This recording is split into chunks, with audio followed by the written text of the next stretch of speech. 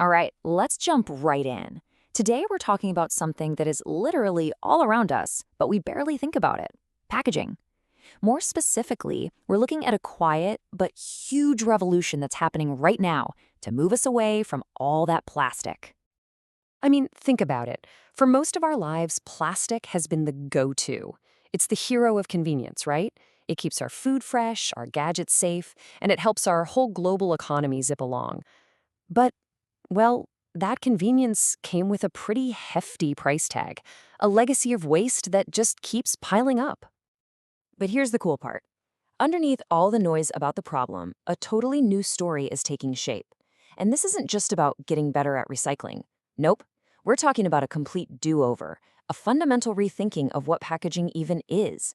We're talking about stuff designed from day one to just disappear, or go back into the soil, or get used over and over again. So yeah, that brings us to what you could call the plastic paradox. The very material that solved so many problems for us has now created one of our biggest environmental crises. So how do you solve a problem that, used to be the solution?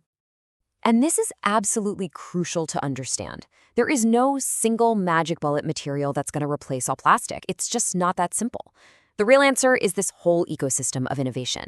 It's a mix of new materials, totally new ways of doing business, and just being smarter about our supply chains from start to finish. Okay, so where does this revolution really kick off? Well, it starts with the stuff you can actually touch and feel, the materials themselves. Let's look at some of the incredible new stuff that aims to copy, replace, and sometimes even do a better job than plastic. A few key players are really starting to pull ahead in this race. We're seeing innovations coming from the ground up, literally with things like mushroom roots, and from the ocean with seaweed. We've also got advanced plant-based polymers, supercharged paper, and even films you can literally eat. Let's zoom in on a couple of these pioneers. First up, Mycelium. Okay, this is wild. Think of it as the root system of mushrooms.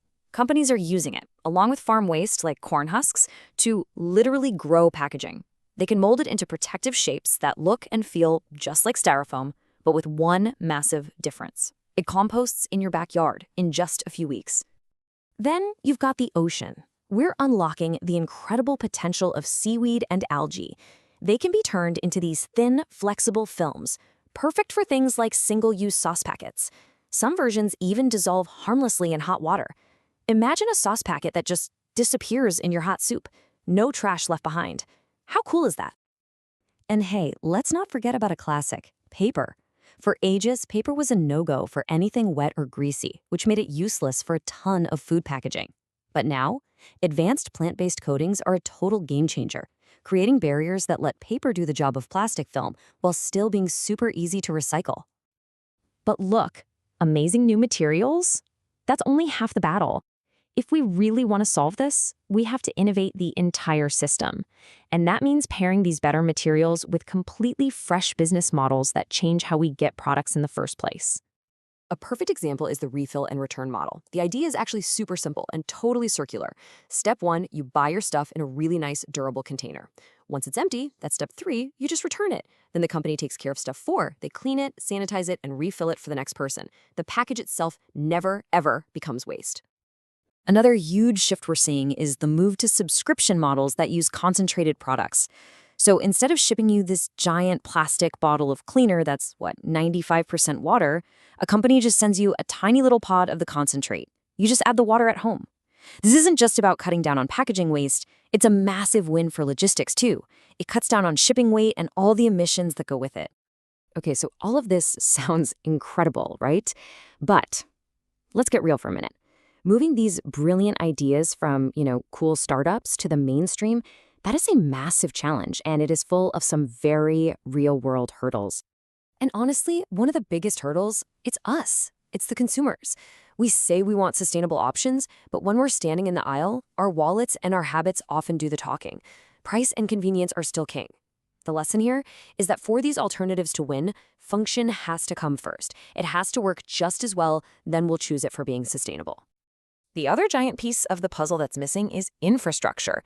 You can design the world's most perfect compostable package, but if there's no citywide system to collect it and no industrial facility to actually compost it, it's probably just going to end up in a landfill anyway, and that kind of defeats the whole purpose. And that's where policy comes in, kind of like a silent accelerator in all of this. Regulations like Extended Producer Responsibility, or EPR, are starting to change the game. Basically, these rules make the company that made the package financially responsible for what happens to it at the end of its life.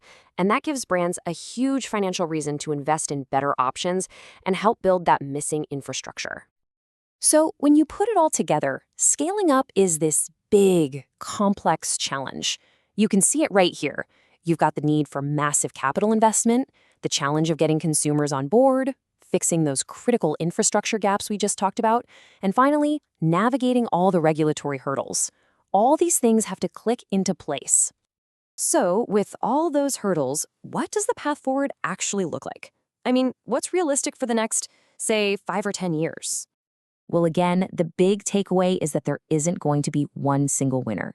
The future is going to be this mix and match landscape of solutions.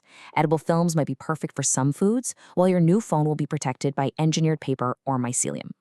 Reusable systems will probably dominate in big cities, while compostable options might be the better fit for more rural areas. And there are two really critical and honestly often overlooked shifts that will decide how fast this all happens. First, the logistics, the actual nuts and bolts of building the networks to take back containers and collect all the compostable stuff at scale.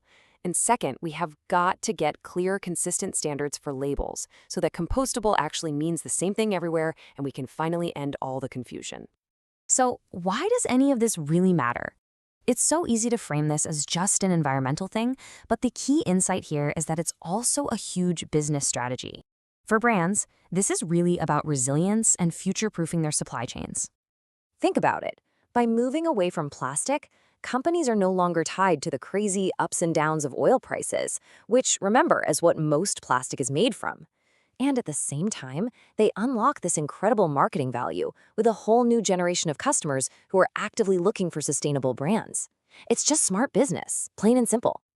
At the end of the day, the goal is both simple and incredibly powerful. The cleanest package is the one that never becomes waste in the first place.